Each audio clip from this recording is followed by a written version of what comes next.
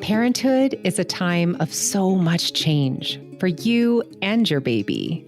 A little reliable information can go a long way towards making this new life a good life. I'm Jessica Rolfe, and this is My New Life, a Lovevery podcast. While the science aligns on what's healthy for a baby's brain development, when it comes to how to care for our babies, there's a seemingly endless supply of competing perspectives. Parents are swimming in advice on sleep, feeding, and parenting philosophies. In this season of the podcast, we aim to provide a variety of curated perspectives so you can make informed choices for your family. Okay, we've been playing for a while. It's time to get out of the bath now.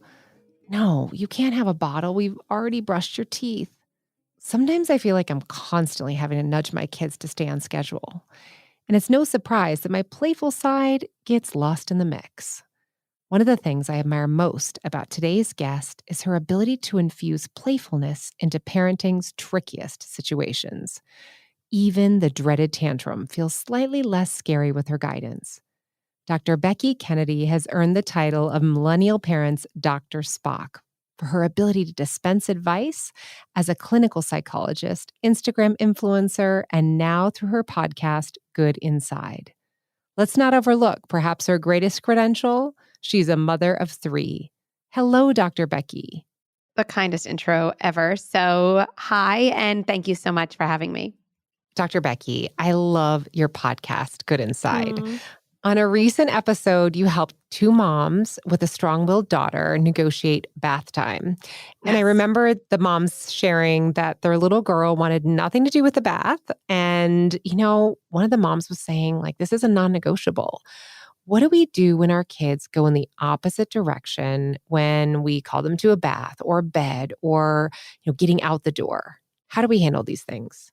So I think actually we have to first pause and a little bit zoom out of the moment.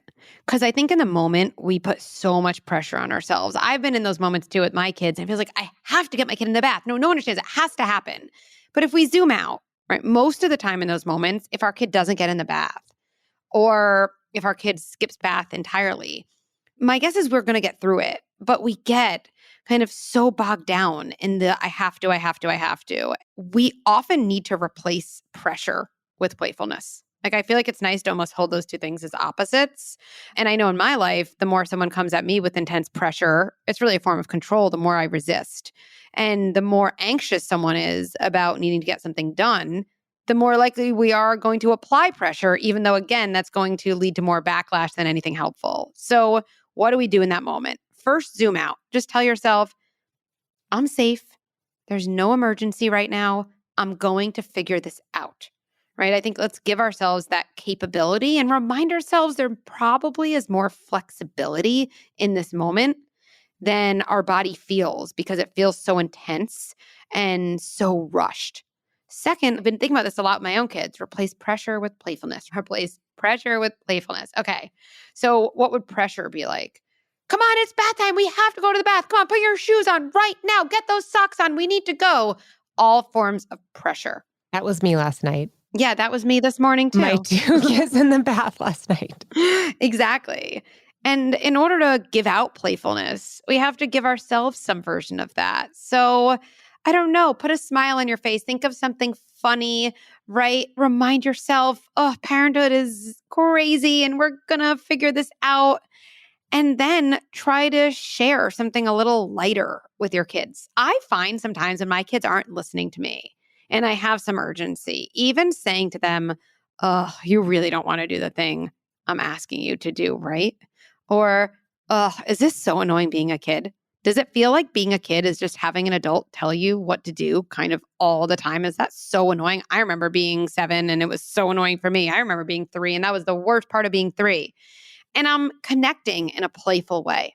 Then the other thing I would just add there is if there's chronically a kind of listening issue, there's not much in the moment that's going to really change it. right? If you have a chronic issue with any relationship in your life, you don't wait for the heat of the moment to say, oh, how can I make this issue better? No, we have to intervene outside the moment. And usually when kids are really resisting, cooperating, they really have a desire or need to feel more seen and connected to across the board and to probably have more agency. So, where can I give my kid more control? Can I spend more one on one time with my child? Can I get on the floor and play with my child for 5 minutes a day? Those are the things that actually increase cooperation more than any trick we might use in the moment of making a request.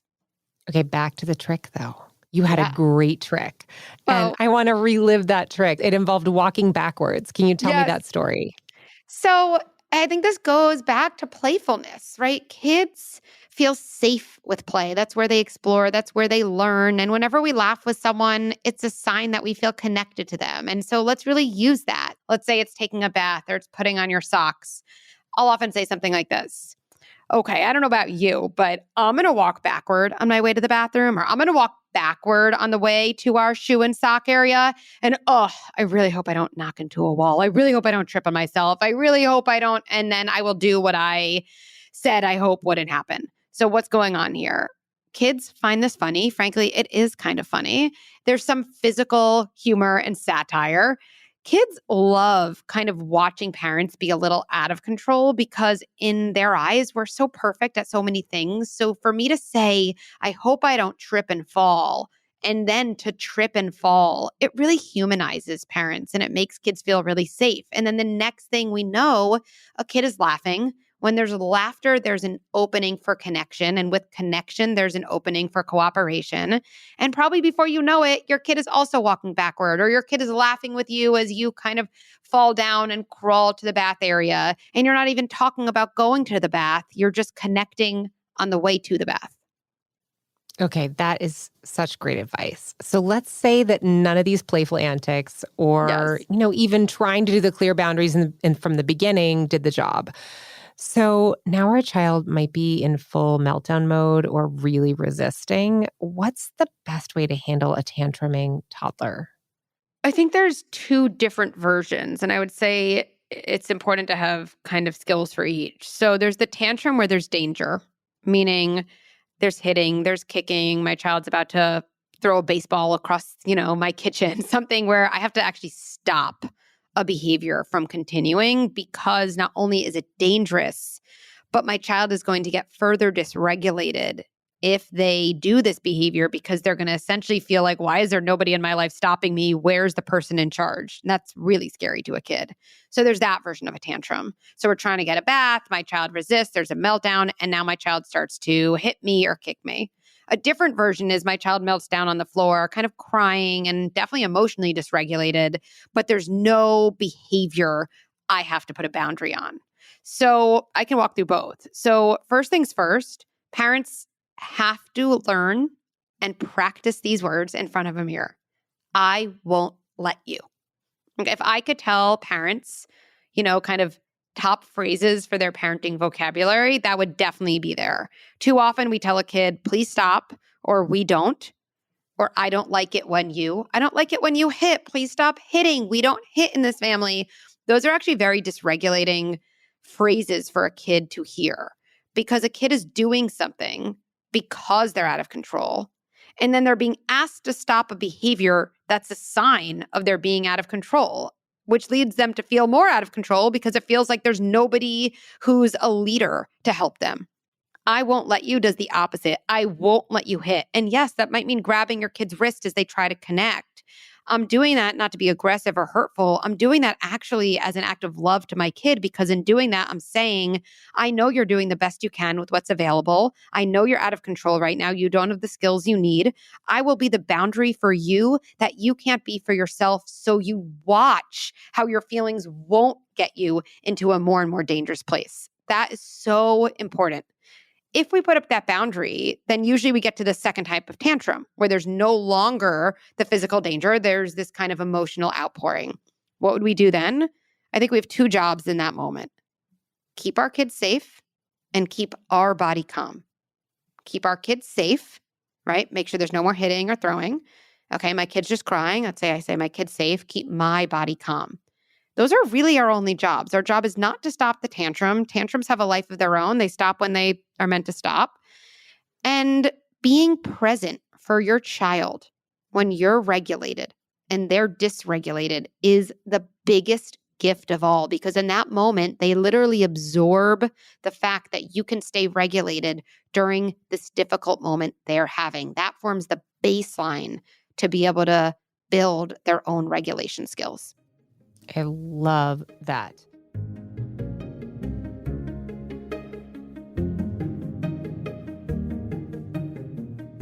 Lots of brain growth happens in the first 3 years of life. But how much of who we become is predetermined by our genetics, and how much is based on our early experiences? According to neuroscientists, it boils down to about 50-50, 50% genetics and 50% environment. But what exactly is this environment? What makes for an environment that is enriching for little brains? At Lovevery, we have brought together experts from all fields of early childhood development to answer this question. Neuroscientists, Montessori experts, occupational therapists, and speech therapists. For every stage from birth to age 4, we have just the right activities, tools, and information so you can feel confident you are giving your child the very best start.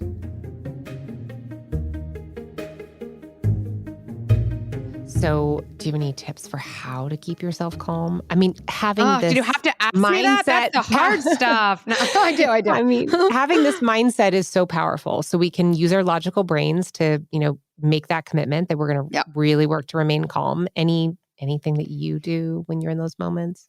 So many things. And I like that you use the word logic because it's true. Logic and our cognition really helps us understand something. And especially when we're calm, we can activate that logic. Oh, that's a helpful framework. But logic and cognition really don't help us in the heat of an emotional moment. They're offline for us too. So I think the first step is actually reflecting on our own baseline in terms of how we respond to dysregulation. Because guess what? When you see your kid tantruming, the circuit that gets activated in your body comes from what you learned early on in your childhood about how possible it was for people to be calm when kids are not calm, meaning how your parents reacted to your emotional meltdowns, your dysregulated moments is encoded in your body. And so that doesn't mean you're bound to respond to your kids the way your parents responded to you. No. We're, I think, a community of cycle breakers here. It does mean we have to appreciate our baseline. And it helps us have some, I think, respect for ourselves and say, oh, no wonder it's hard for me to stay calm. I mean, maybe I don't even remember the specifics, but I know my parents well enough, even if they were, I'm sure, trying their best, that there was no place for meltdowns. There was no understanding of the feelings under the behavior. So I'm making such a big intergenerational change. No wonder it feels so hard to stay calm. I am breaking cycles as I try to regulate myself. So that's definitely step one, reflecting on what we're coming in with, reflecting on our own circuits, and appreciating the role that that's played. Second, I find a mantra just to be extremely, extremely helpful in staying calm, because mantras in general, what they allow us to do is take kind of really a messy, stressful, emotional situations and really focus on kind of one repeatable phrase. It kind of gives us something to center on. So I can, share a couple. Number one, my kid is not giving me a hard time. They're having a hard time. That a lot of people find to be so helpful in staying calm, because when we tell ourselves that my kid is not giving me a hard time, they're having a hard time, we're less reactive and we're more empathic, which helps us stay calm. I also like to tell myself during a tantrum, there's nothing wrong with my child. There's nothing wrong with me. I can cope with this. When we have a hard time staying calm during our kids' tantrums, we think we have a hard time staying calm because our kid is tantruming. It's not true. We have a hard time staying calm because of the feelings and thoughts and self-beliefs that get evoked inside our body when we're witnessing that tantrum. And usually the self-belief that gets evoked that's really hard to stay calm during is something's wrong with me for having a kid who's acting like this, or there's something wrong with my child and they're always going to be like this. So the mantra, there's nothing wrong with me, there's nothing wrong with my child, I can cope with this, really speaks to those, I think, deep fears we have and can really help us stay grounded. The next thing I'll say is I think too often as parents, we don't practice the skills we need in tantrums. We want to stay calm during a tantrum and we wait for the next tantrum to hope that skill exists. It usually doesn't work like that. We have to build skills when we don't need them in order to access those skills when we do need them. So deep breathing, pausing and checking in with your body, visualizing your child having a tantrum when they're not even in the house, and practicing that mantra, practicing a deep breath. I'm going to show up with a much higher likelihood of staying calm during my child's tantrum if I promise myself I will visualize a tantrum and actually evoke a visceral image and kind of have an experience and then say a mantra and take a deep breath. Well, I'm giving my body kind of time to practice a skill. It's kind of like taking free throws in the gym before you want to take one, at the last second of an important game, right? And so I think as parents, we need to think about almost those three things. How can I reflect on my past, right? Where am I? And what kind of was I wired with? Yeah, what could I do in the moment?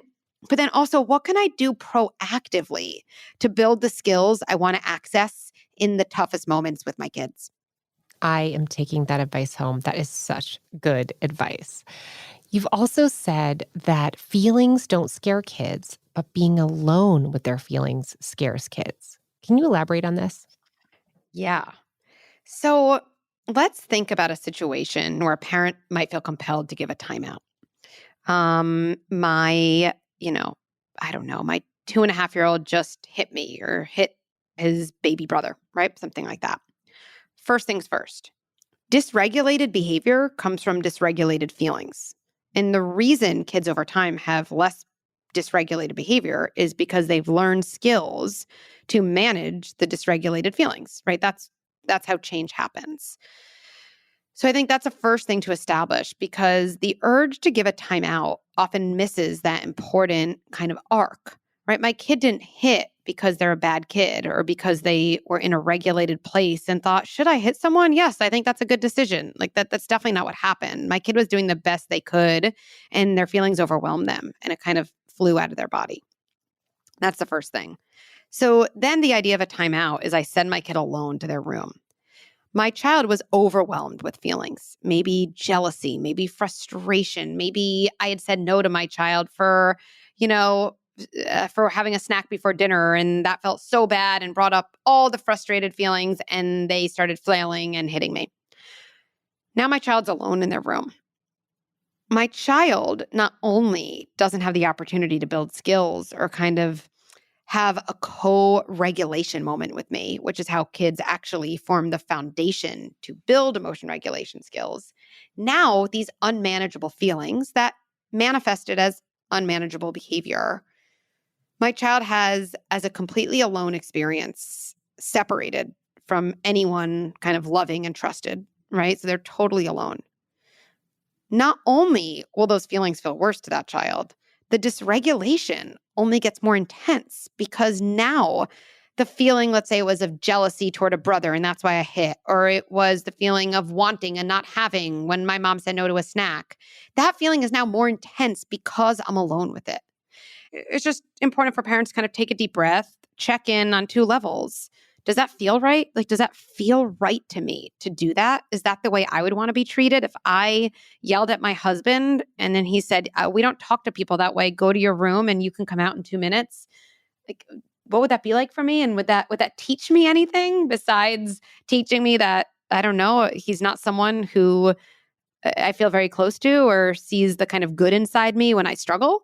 And on the other hand, just even check in with the kind of practical cognitive side of you and say, if my child was missing a skill and that's why they behaved the way they behaved, how do I think that time out teaches that skill? Like what would be that process?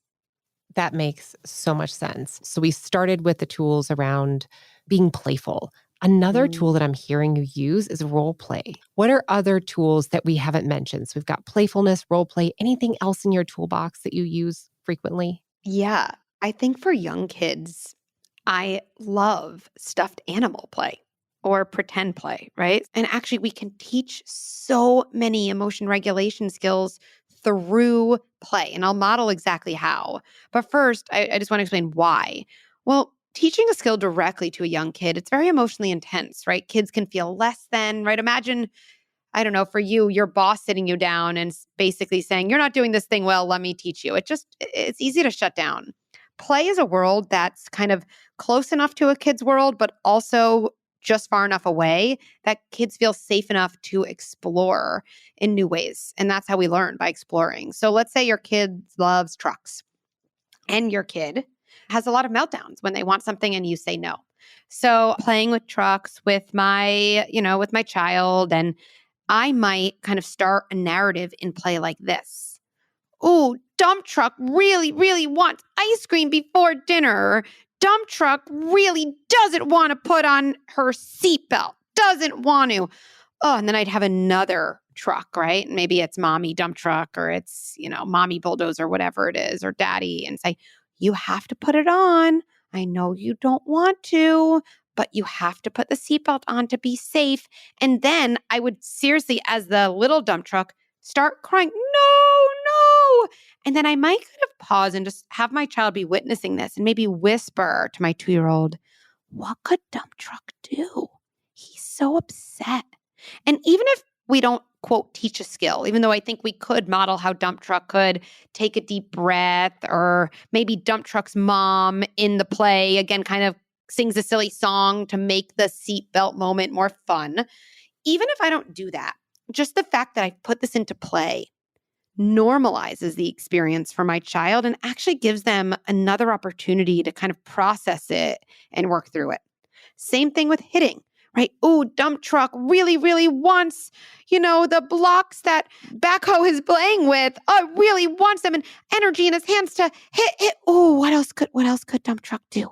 What else could dump truck do? And I might roll dump truck away, and maybe model then with my own body, putting my hands on my body and saying, walk away.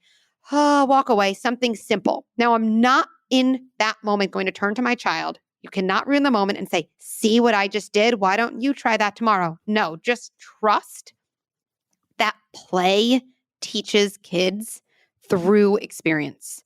One more tool that I think we don't do enough of that really builds regulation is talking about hard moments after they happened. So if you're like me, you kind of survive a tantrum and you think, oh, thank goodness that's over. But when we don't return to it, at least some of the time, and talk about it with our kids, we miss an opportunity to turn, and these are going to be some fancy terms, but I promise I'll break it down, to turn unformulated experience into a more coherent narrative. What do I mean unformulated experience? That's experience that happens that's emotionally overwhelming and kind of feels chaotic. If you picture a tantrum, it's emotional experience that's overwhelming and feels chaotic. What's a coherent narrative? It's the ability to tell a story. It has more organization, a little bit more linearity. So here's what that might look like. It's, 6 p.m. I'm with my 3-year-old, and my 3-year-old had a massive tantrum because we walked by a toy store and I said we couldn't, get a toy that day. We survived it. Now it's, hours later. I say, hey, you know what I'm thinking about? Earlier today, oh, you really wanted to go into the toy store. You wanted that so big. You wanted it big, big, big. That want was as big as our whole house. And mommy said not today. And that felt so hard. Not normal hard. That hard was also as big as our house. Oh, so hard. And you cried, and mommy picked you up from the sidewalk, and we got home, and then we calmed our bodies together. Okay, I'm going to step out of that role play because I think it's easy as a parent to think, well, why would I bring that up again? And what does that do? Like, you didn't teach anything. Well, what I'm doing there is I'm going back to an experience that felt overwhelming and chaotic and out of control inside my child's body. And I'm layering on all the elements that help regulation, connection, calmness, kind of coherence. And what that means is I'm actually building the building blocks to help my child be more regulated next time. So actually, Jessica, it's interesting. In the course of this conversation, we've talked about this whole arc, right? What can I do in advance to help my child build regulation? I can role play. I can put things into kind of toy or pretend play. What can I do in the moment? Keep my kids safe and keep my body calm. Maybe use a mantra. There's nothing wrong with my child. There's nothing wrong with me. I can cope with this. And then what can I do after these meltdowns? Well, I can tell the story. I can build this coherent narrative. And we actually need all those elements. We need elements in the heat of the moment to just get through it. And we have to think about the things we do before and after, because that's actually where we get the most bang for our buck, building regulation for our kids. I love that. That came together really nicely. I didn't know we'd kind of get to all that. Look at that. Yes. You know what I love is I remember reading that it connects both sides of a child's brain. So their logical, their emotional side of the brain when you recount a story. So they've had such an emotional experience, but then you can layer in this logical side because they're reflecting on it, they're hearing it, their story being told again, and they're calmer. And so they can really, build that bridge between emotion and logic, Exactly. which can help them regulate.